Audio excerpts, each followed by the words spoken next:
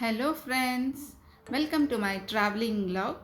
ಎಲ್ಲರೂ ಹೇಗಿದ್ದೀರಾ, ಚೆನ್ನಾಗಿದ್ದೀರಾ ಅಂತ ಭಾವಿಸ್ತಾ ಇವತ್ತಿನ ಲಾಗ್ ಸ್ಟಾರ್ಟ್ ಮಾಡೋಣವಾ. ಇವತ್ತು ನಾವು ಹೋಗ್ತಾ ಇರೋದು ಇದು ಬಂದ್ಬಿಟ್ಟು ಇಬ್ರಾ ಹೋಗ್ತಾ ಇರೋ ವೇ. ನಮ್ಮ ಲೊಕೇಶನಿಂದ ಇಬ್ರಾಗೆ 200 ಕಿಲೋಮೀಟರ್ಸ್ ಆಗುತ್ತೆ. ನಾವು ಇಬ್ರಾಗೆ ಯಾಕೆ ಹೋಗ್ತಾ ಇದ್ದೀವಿ ಅಂತ ನಿಮಗೆ ಮುಂದೆ ಹೋಗ್ತಾ ಗೊತ್ತಾಗ್ತದೆ. ತುಂಬ ಥ್ರಿಲ್ಲಿಂಗ್ ಆಗಿರುತ್ತೆ ಇದೊಂದು ಲಾಗು. ಆನ್ ದ ವೇಯಲ್ಲಿ ನಿಮಗೊಂದು ಲಾಂಗೆಸ್ಟ್ ಟನಲ್ ಸಿಗುತ್ತೆ. ಇಟ್ಸ್ ಅಬೌಟ್ 1.5 ಕಿಲೋಮೀಟರ್ವರೆಗೂ ಇದೆ. ತುಂಬಾ ಚೆನ್ನಾಗಿದೆ. ನಾನಿಲ್ಲಿ ಒಮಾನಲ್ಲಿ ಫಸ್ಟ್ ಟೈಮ್ ಈ ಥರ ಟನಲ್ ನೋಡ್ತಾ ಇದ್ದೀನಿ. ನೋಡಿ ತುಂಬಾ ಎಂಜಾಯ್ ಮಾಡಿದ್ವಿ ಮತ್ತು ತುಂಬಾ ಸಖತ್ತಾಗಿತ್ತು.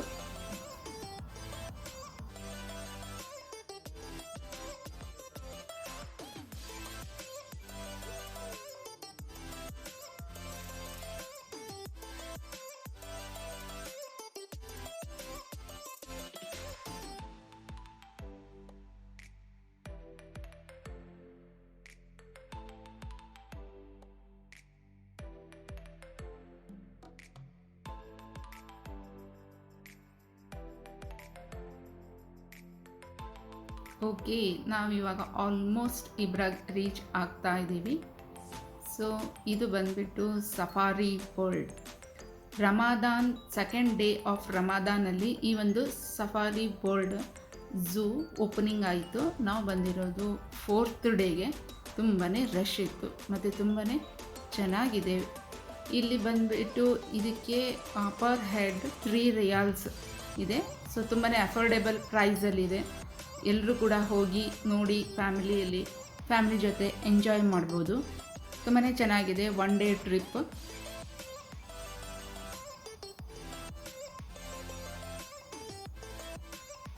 ಇಲ್ಲಿ ನಿಮಗೆ ತುಂಬ ಥರದ ವೈಲ್ಡ್ ಆ್ಯನಿಮಲ್ಸ್ಗಳನ್ನು ನೋಡ್ಬೋದು ನೀವು, ಮತ್ತು ವೆರೈಟೀಸ್ ಆಫ್ ರೆಪ್ಟೈಲ್ಸ್ಗಳನ್ನು ಕೂಡ ನೋಡ್ಬೋದು. ಬಟ್ ಇದು ಝೂ ಇನ್ನೂ ಅಂಡರ್ ಕನ್ಸ್ಟ್ರಕ್ಷನಲ್ಲಿದೆ. ಕನ್ಸ್ಟ್ರಕ್ಷನ್ ಆದಮೇಲೆ ಇನ್ನೂ ತುಂಬ ಚೆನ್ನಾಗಾಗುತ್ತೆ. ಇಲ್ಲಿ ಸಫಾರಿ ರೈಡಿಂಗ್ ಎಲ್ಲ ಕೂಡ ಇದೆ. ತುಂಬ ಚೆನ್ನಾಗಿದೆ.